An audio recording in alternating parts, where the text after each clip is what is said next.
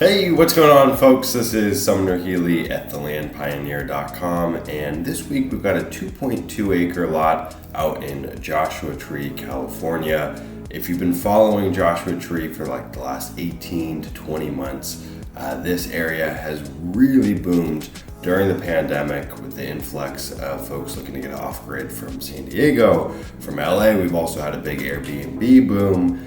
All that to be said is we're still bringing to the table a 2.2 acre lot that's listed at $15,500. Of course, there's financing. This one you can finance it for $1,500 down, $397 a month for 50 months. Properties in this area, this is in a sub-community called Hidden River within Joshua Tree. It's just a little sub-community.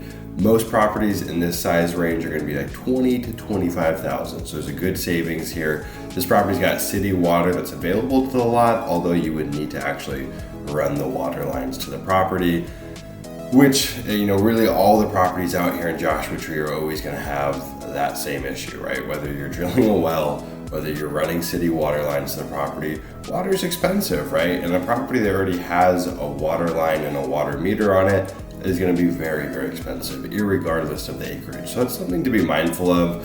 But it's nice to know that you've got options here, right? You could tap into city water, you could drill a well. Power lines are located on Moonlight Mesa Street rather. So right next to this property, so you don't have to worry about that. Although solar's never a bad idea, especially in a place like Joshua Tree. A lot of folks have been buying land from us in Joshua Tree with the hopes of building Airbnbs out there. It's a really strong market for Airbnbs. One thing that I will say is you got to get a conditional use permit from the county. I definitely recommend looking into that prior to actually moving forward with really any property in Joshua Tree. It still can be done. We've sold a few 10 and 20 acre lots that were approved for having like clamp setups or having Airbnbs on them. So it can be done. You just want to be mindful and look into it beforehand. But maybe you just want to have a place to kind of go bug out on. You don't have any neighbors that are adjacent to you. You've got tons of open space. Obviously, there's no shortage of things to do out there. Joshua Tree is a very, very charming, cute little town. We've got Joshua Tree National Park.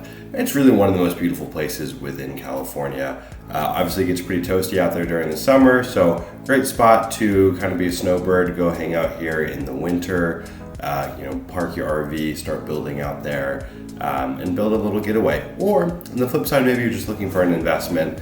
What we've seen from selling property out here in Joshua Tree over the last almost 2 years now has just been this exponential boom. I mean, 2 years ago, the market was radically different. And so we expect prices to continue going up.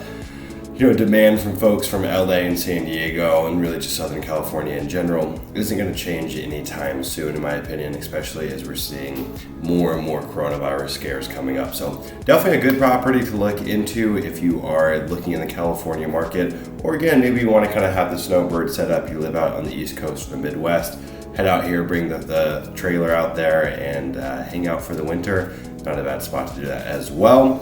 If you guys like videos on discounting land, you want to buy some land, maybe you already own some land, you want to buy some more land, do two things. One, make sure you subscribe to this YouTube channel. This is where all of our premium, most discounted properties end up first, is on this YouTube channel. Second off, you can check out thelandpioneer.com.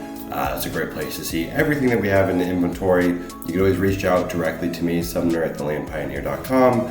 I'd be happy to get back to you. And with that being said, I'll see you in the next video.